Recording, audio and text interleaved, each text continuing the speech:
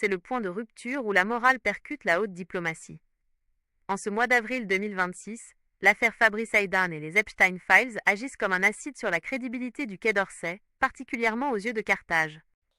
Voici les faits tels qu'ils saturent l'actualité en ce moment.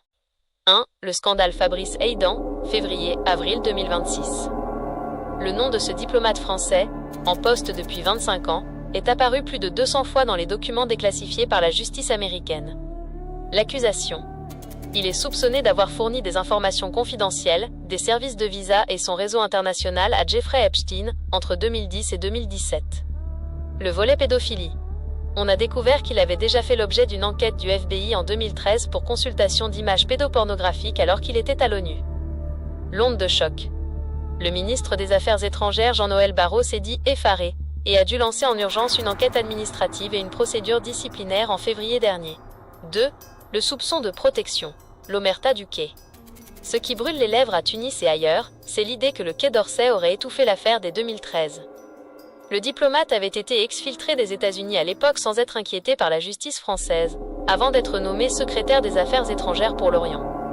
Pour les observateurs à Tunis, c'est la preuve d'un deux poids, deux mesures. Paris donne des leçons d'état de droit à la Tunisie tout en protégeant en son sein des cadres liés à des réseaux criminels. 3. L'impact sur la relation Tunis-Paris. Cette affaire tombe au pire moment pour la diplomatie française. Perte d'autorité morale.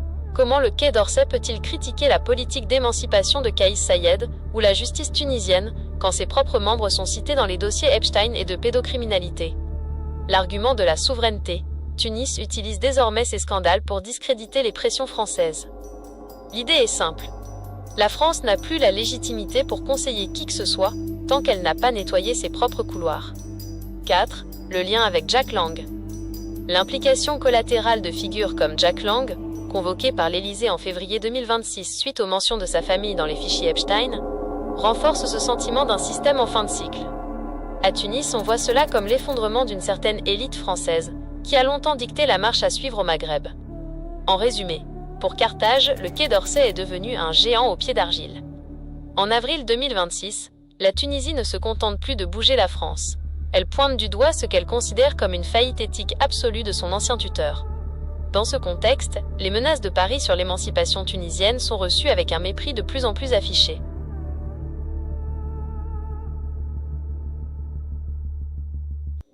En avril 2026, la gestion des réseaux criminels transnationaux et des tentatives d'infiltration étrangère est devenue une priorité absolue pour l'appareil sécuritaire tunisien, sous l'impulsion directe du ministère de l'Intérieur dirigé par Khaled Nouri.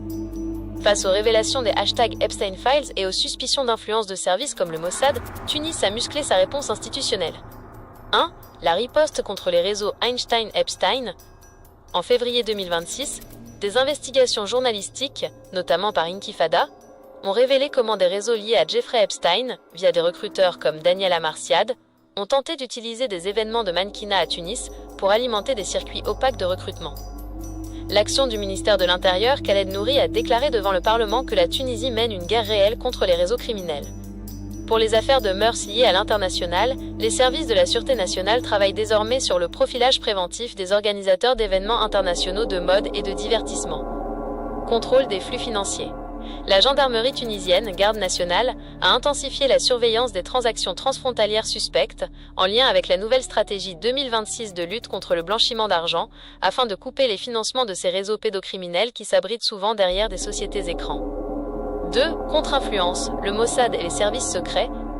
L'appareil de renseignement tunisien, essentiellement les services de la sécurité militaire et de la sûreté de l'État, opère en 2026 dans une paranoïa constructive vis-à-vis des services israéliens. L'équivalent de la gendarmerie, Garde nationale. Elle a reçu pour instruction de renforcer la surveillance des sites sensibles, particulièrement dans les zones touristiques et lors de grands rassemblements, pour prévenir toute opération d'infiltration sous couverture commerciale ou humanitaire. Lien avec l'affaire Epstein. À Tunis, le soupçon est fort que ces réseaux de chantage type Epstein ne sont pas que criminels, mais servent aussi de vecteurs de renseignement pour des services étrangers. Le renseignement tunisien traite donc ces dossiers de pédocriminalité internationale, non seulement comme des crimes de droit commun, mais comme des menaces à la sécurité nationale. Souveraineté numérique. Le budget 2026 du ministère de l'Intérieur a alloué des fonds massifs à la cybersécurité. L'objectif est de bloquer les tentatives de piratage ou d'influence numérique attribuées à des réseaux étrangers, visant à déstabiliser les cadres de l'État par le chantage. 3. La gestion des hauts cadres. Le ministre Khaled Nouri a été très clair en avril 2026, nous savons où il se trouve et qui les finance. Lavage de linge sale en interne. Pour éviter que des hauts cadres tunisiens ne soient piégés par des réseaux comme ceux d'Epstein, technique du compromat, le service du renseignement a discrètement renforcé les enquêtes de moralité au sein de l'administration et de l'armée. Défiance envers le Quai d'Orsay. Comme vous l'avez mentionné, les scandales touchant certains diplomates français comme Fabrice Aïdan servent d'argument à Tunis pour justifier une rupture avec les méthodes occidentales et une surveillance accrue des coopérants étrangers sur le sol tunisien. En résumé, les services tunisiens en 2026 agissent avec une méfiance chirurgicale. L'armée et l'intérieur ne voient plus la pédocriminalité internationale ou le Mossad comme des menaces séparées, mais comme une hydre dont les têtes cherchent à compromettre l'élite du pays pour en briser l'émancipation. La réponse est une fermeture technologique et une surveillance humaine accrue, souvent avec l'appui technique des nouveaux partenaires de l'Est, Chine, Russie, qui fournissent des outils de surveillance plus opaques vis-à-vis de l'Occident.